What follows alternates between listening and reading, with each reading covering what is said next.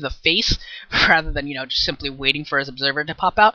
I think he will be able to play heavier vultures and really start to contain Han in here a little bit. We can see he's also at the 6 o'clock position, putting some pressure there.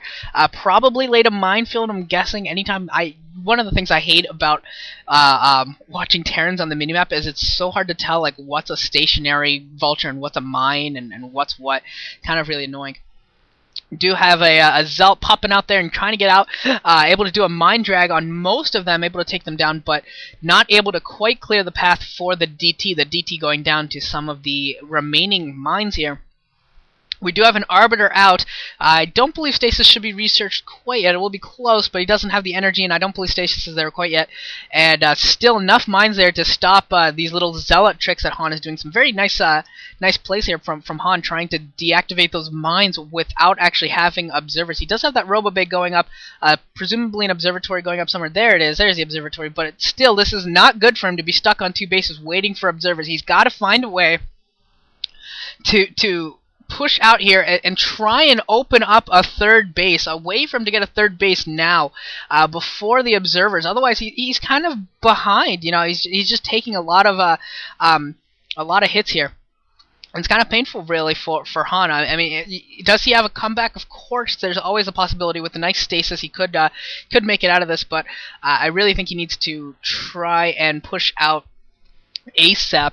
Another Zealot coming here, going to try and defuse some mines, and actually going to be very successful. Actually picking off all of the vultures. That takes splash damage to a new meaning. Wow, that vulture at the bottom. I don't even know how that vulture died. That was like as explainable as stasis, which is an unexplainable spell as far as I'm concerned. I have no idea how stasis works, but I don't know. I guess it works. I believe that's a 2nd Arbiter out. Yeah, I think. I don't know. We'll see if there's a 2nd Arbiter that appears, but we'll be close. And that siege tank does go down. It was pretty much sitting on top of a mine, so yeah, not too much chance of it surviving there. We do have Terran Baby coming up with his 3rd base at the 3 o'clock position. If he's able to hold it, he doesn't seem to have a whole lot of military on the ground here, to be honest. But if he is able to hold on to it, that will be a fantastic position for him. And must start taking out this Arbiter. How much damage will it be able to do? The Arbiter at... Okay, looks like it lost its shields, but that's it. And we got vultures going to the 6 o'clock position, but they really need to defend the 3. He needs to keep this base alive. Cannot afford to really lose it. And it looks like these vultures are trying to work up the 6. There is a Dragoon blocking. I think he'll be able to work his way up there. But look at this. The Zealot bombs or Zealot drags are going to work. The siege tanks do go down. There's 3 siege tanks on the low ground now, and that command center did not quite finish, so he's not even able to lift it off. I wish he would finish it, try and take those SCVs and finish it and lift it off, try and save it. But this is terrible for him. Using those vultures at the 6 o'clock position, absolutely incorrect here, and he's absolutely going to pay for it. Baby is paying for it with those vultures at the 6 o'clock, stopping his 3rd from going up. So I guess they're kind of doing a base exchange here in terms of neither player is going to be able to get a 3rd up. But with the 2 base Arbs, Han's not as 2 base versus 2 base is usually a bad thing for Protoss, but not as terrible when you went 2 base Arbs and we're kind of focused on a 2 base build, especially when your Nexus actually survives. So he is going to get his 3rd up, and all of that investment from Baby at that 3 o'clock position goes to waste. And Han, that was a very nice play by Han, and you got to think that he's back into a good spot here, having defended the 6 o'clock position. Got to be very happy with that. We do have a starport coming up and a science facility, so he's going to be able to get some science vessels out, going to get some EMPs started. Going to be very, very important dealing with those Arbiters. As always, if those Arbiters do not get EMP'd, eventually you'll get to the point where there's 3 or 4 of them in the air. A couple of them will have double stasises, and well, you won't really have any tanks for your fight, because they'll pretty much all be in stasis. And that can be a little bit of a troublesome situation if you're Terran. And yeah, not very fun. Not very fun at all. Notice that Han actually hasn't even put up a forge yet. Usually once you get your 3rd up, you'll get a forge up, so I expect to see that pretty soon, and I expect him to get a cannon or 2 at his 3rd base, and yeah, there's a cannon, so I guess he does have a forge somewhere. I just didn't notice it. I'm not exactly sure where it is, but he's got one.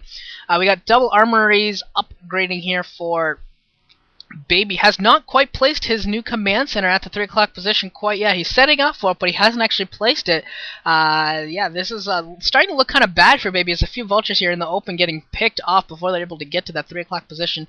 And Han also going for the bottom left natural expansion, defending that with an Arbiter, a couple Dragoons, as well as should be a couple Cannons that'll come up pretty shortly here.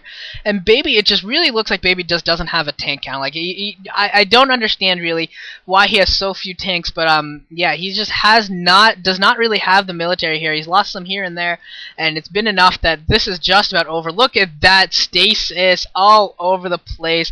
EMP's nowhere near in time. We don't even have science vessels out. Well, I should say we don't have a science vessel getting an EMP off at all, and yeah, this is just ugly. This game is essentially over, particularly if a stasis goes off on the upper siege tanks. It's GG beyond GG, but it looks like there's only one siege tank left anyway, so this is going to be GG. Han is going to beat Baby and advance to the winners match, which has got to be considered a quite an upset here, and as the natural command center for Baby is about to be picked off. There it goes, and this is just awful for Baby. He's staying in it to stay in it at this point. No other reason to.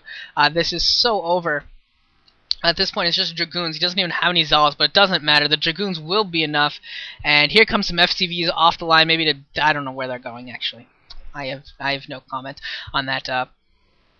As Protoss is all up in his base and into his factory lines, and there's nothing Baby can do, but I guess he's going to try and wear Han down a little bit. He's like, well, Han's going to have to play more games, so I guess I'll just try and make him play more now.